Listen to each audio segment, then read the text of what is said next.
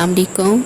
आज हम एक बहुत इम्पॉर्टेंट टॉपिक डिस्कस करने वाले हैं जो कि है ऑटिज़म और गट इश्यूज़ का कनेक्शन।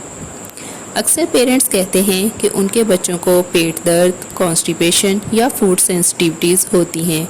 क्या ये सब ऑटिज़म के साथ जुड़ा है? आइए इसको डिटेल से समझने की कोशिश करते हैं।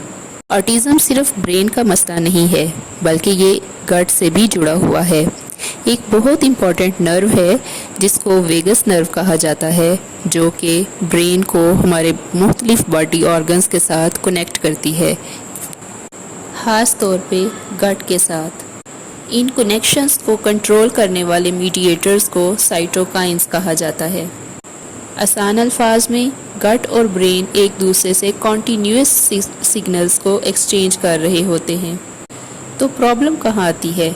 ऑटिज़म में ये सिग्नलिंग सिस्टम जो है वो डिसरेगुलेटेड हो सकता है, जिससे गट इश्यूज़ और बिहेवियरल सिम्टम्स दोनों शिद्दत के साथ सामने आ सकते हैं। हमारे गट में ट्रिलियंस ऑफ बैक्टीरिया रहते हैं जो कि डाइजेशन, इम्यूनिटी और मूड को रेगुलेट करते हैं।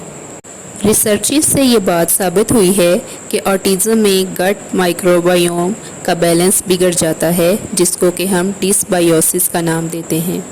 कुछ बैक्टीरिया जैसे कि बैक्टीरियोइड्स और प्रीवोटेला कम हो जाते हैं, जिनको हम बेनिफिशियल बैक्टीरिया भी कहते हैं, और कुछ हार्मफुल बैक्टीरिया बढ़ जाते हैं। इससे गट इन्फ्लेमेशन और फूड इंटॉलरेंसेस बढ़ जाती हैं। इस डिसबायोसिस के नतीजे से गट लाइनिंग वीक हो जाती है, जिसको हम आम अल्फाज में लीकी गट का नाम देते हैं, जिससे अनवांटेड मॉलिक्यूल्स जो हैं वो ब्लड स्ट्रीम में चले जाते हैं। ये इम्यून सिस्टम को एक्टिवेट करते हैं और ब्रेन को इन्फ्लेमेटरी सिग्नल्स मिलते हैं, जो कि ऑटिज़म के सिम्टम्स को मज़ीद वर्स कर सकते हैं। गट इश्यूज़ जो ऑटिस्टिक बच्चों में देखे गए हैं, उनमें सबसे पहले कॉन्स्टिपेशन आता है। चूँकि ये बच्चे पिकी ईटर होते हैं, लो फाइबर डाइट लेते हैं और डिहाइड्रेशन का शिकार रहते हैं, या सेंसरी इश्यूज़ की वजह से प्रॉपर डाइट ना लेने की वजह से इनमें कॉन्स्टिपेशन का प्रॉब्लम कॉमन होता है। इसकी वजह से इनके बिहेवियरल आउटबर्स्ट, पेट का दर्द रहना, इरिटेबिलिटी और डिस्कम्फर्ट वगैरह कॉमन है। बाज़ ऑटिस्टिक बच्चों में फूड एलर्जीज़, गट इन्फ्लेमेशन या बैक्टीरियल इम्बैलेंस की वजह से डायरिया का भी प्रॉब्लम आ जाता है, जो कि उनमें डिहाइड्रेशन और वीकनेस का बायस बनता है। इसके अलावा अक्सर बच्चों में एब्डोमिनल पेन या ब्लॉटिंग वगैरह भी देखी गई है। ऑटिज़म के बच्चे वर्बल नहीं होते, तो वो पेट के दर्द को एक्सप्रेस नहीं कर पाते, तो इस चीज़ को वो बिहेवियरल मेल्टडाउन, अग्रेशन या किसी और तरीके से सामने लाते हैं। कुछ बच्चों में फूड एलर्जीज़ भी पाई जाती हैं, जैसे अक्सर बच्चों में ग्लूटेन और कैज़ीन की एलर्जी देखी गई है। इसके अलावा उनमें स्किन रैशेस, डायरिया, इरिटेबिलिटी वगैरह हो जाती हैं। क्वेश्चन ये है कि हम कौन सी ट्रीटमेंट स्ट्रेटजीज़ को यूज़ करके इस प्रॉब्लम को सॉल्व कर सकते हैं।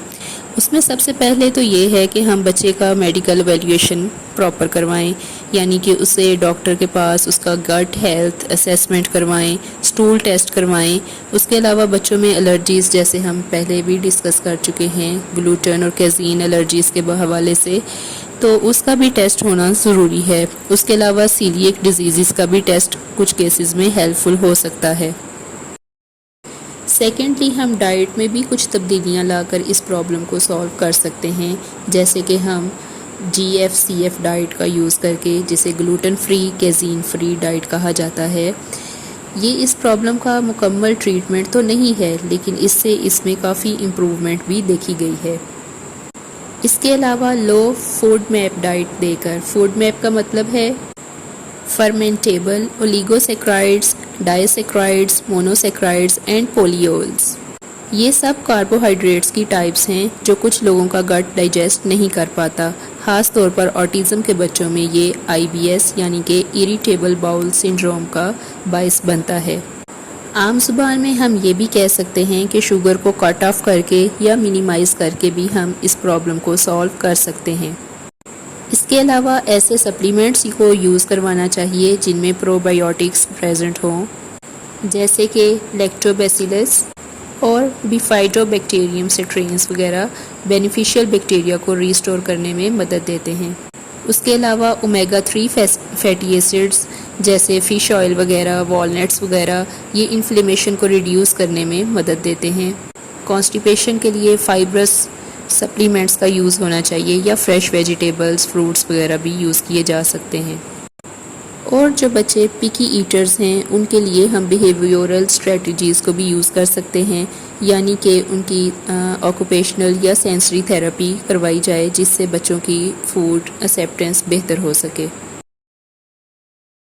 تھی ہماری آج کی ویڈیو۔ اگر آپ کو لگتا ہے کہ آپ کے بچے کو گٹ ایشوز ہیں تو ضرور ایک اسپیشلسٹ سے رابطہ کریں، اور اگر یہ ویڈیو پسند آئے تو لائک، شیئر اور سبسکرائب کرنا نہ بھولیں۔ بہت شکریہ۔